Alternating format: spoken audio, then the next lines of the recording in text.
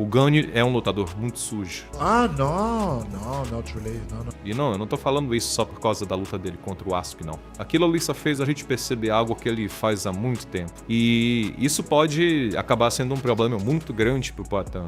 Porque, primeiro, o Gane tem duas coisas perigosas. O cara luta muito bem, isso a gente não pode negar. Ele foi uma das poucas pessoas que saiu ilesa contra o Francis. E outra, ele joga muito sujo. Então, se você junta essas duas coisas, você acaba criando um verdadeiro monstro dentro do octógono. Ele tem uma movimentação absurda para um peso pesado, o cardio dele é muito acima da média. E então, quando ele mistura isso com golpes ilegais, dedo no olho, mão aberta, golpe atrás da cabeça, a luta acaba ficando muito frustrante, mas pelos motivos mais errados possíveis. Mas antes de falar da luta dele contra o Poatan e como o Poatan pode se desvencilhar desses problemas, vamos considerar algumas coisas importantes. E vamos primeiro para a raiz do problema. O Gane, ele luta na MMA Factory. E quando você olha os outros lutadores na mesma academia, você vê que existe um padrão ali. Tá duvidando? Vamos pegar aqui, por exemplo, o William Gomis. Na luta dele contra o Robert Fichala, você vê claramente ele usando a mão aberta para controlar a distância. E, sinceramente, se você ver bem lentamente,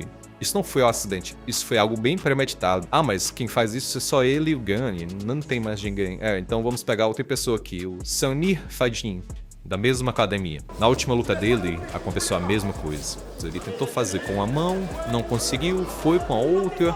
O adversário avisou do dedo ilegal no olho, o juiz deixou seguir e o Fadin acabou vencendo por nocaute técnico. E coitado, até tentou avisar depois, mas não teve jeito. E então, ou seja, isso começa a virar um padrão. E sabe qual o problema principal aqui? Esses caras lutam com a mão aberta o tempo inteiro, muito mais que normal. Isso serve para impedir a aproximação, atrapalhar a visão e deixar sempre aquela ameaça de dedo no olho. E o Gane faz isso direto. E não só o dedo no olho, tem um chute baixo também. Você acha que um cara que leva um dedo no olho ou um chute no saco, ele vai continuar da mesma forma que estava lutando anteriormente? Nunca, isso é impossível. A pessoa pode voltar 10, 20, 30, 50% pra luta e durante a luta pode parecer só um probleminha no qual você deixa o lutador ali parado por um tempinho pra ele se recuperar, mas a gente sabe que quem já tomou um chute desse, você não se recupera tão fácil assim em alguns minutinhos. A pessoa até volta pra luta, mas não é a mesma coisa. Voltando aqui pro Gane contra o Spivak, ele usou as duas mãos abertas, depois teve uma joelhada baixa, depois um soco ilegal, mas isso ainda não é o pior. Depois começaram uns golpes atrás da cabeça.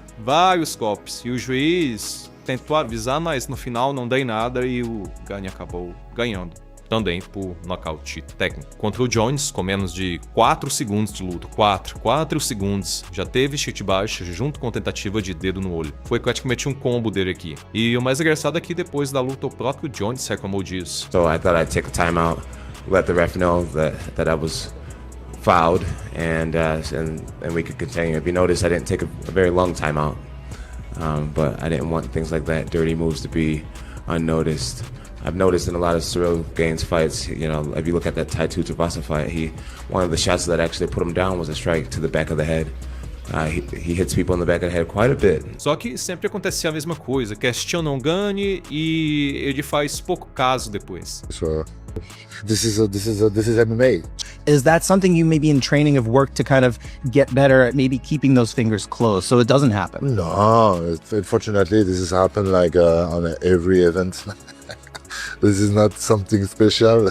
So, unfortunately, I land my middle kick. And when you land the middle kick, you land also the hand. E aí entra outro problema. Os juízes e os árbitros, eles deixam passar muita coisa. Contra o Cigano, teve um chute baixo, depois aquela cotovelada atrás da cabeça. Ah, mas pegou na lateral. Parece muito calculado pra pegar naquela região. E ao invés de virar um no contest, virou um nocaute pro Gane. Nocaute técnico. E o Cigano reclamou muito da luta, e com razão. Contra o Tai Tuivasa, teve esse golpe forte atrás da cabeça e aí entra um problema interessante. Ah, mas o uppercut já tinha machucado o Tuivasa. Tá, mas se aquele golpe atrás da cabeça não entra, será que ele ia cair do mesmo jeito, né? Porque tem um problema aí que o Tuivasa tem um queixo muito absurdo. Então, será que foi só o uppercut que fez ele desistir da luta praticamente, esse semi-nocauteado?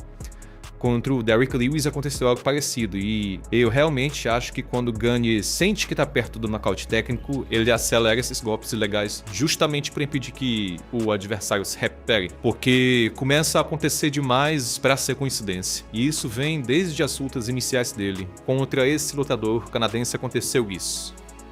Contra o Dontail foi uma sucessão de coisas ilegais. Contra o Rozenstruik foi golpe baixo e dedo no olho. Contra o Volkov teve dedada no olho também. E agora voltando para a última luta dele contra o Aspinall, não se engane achando que ali foi um acidente também. Foi muito premeditado, ele usou a técnica mágica dele várias vezes até dar certo. E aí, tem como o Poatan se livrar disso?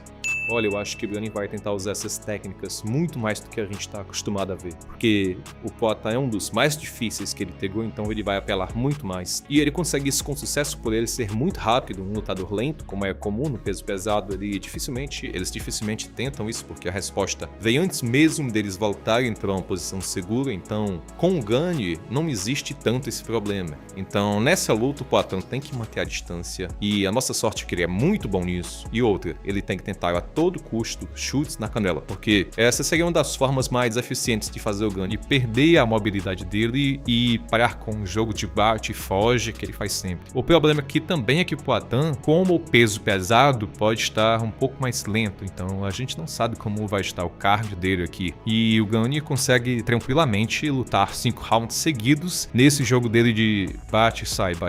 Mas, como eu falei, a estratégia dos chutes na canela pode mudar tudo aqui. Claro que o nocaute é o que a gente quer, mas ele tem que ser esperto aqui, o Poatan, porque ele não pode ir com tudo, já que o Gane tem um queixo muito bom. Não sei se o suficiente para aguentar o cruzado de esquerda. Isso aí a gente só vai saber no dia da luta. E aí, vocês acham que isso tudo foi exagero meu ou se realmente existe a possibilidade de dar muito errado nessa luta? E, pessoal, é isso. Agradeço se derem um like. A gente se vê na próxima. Chama.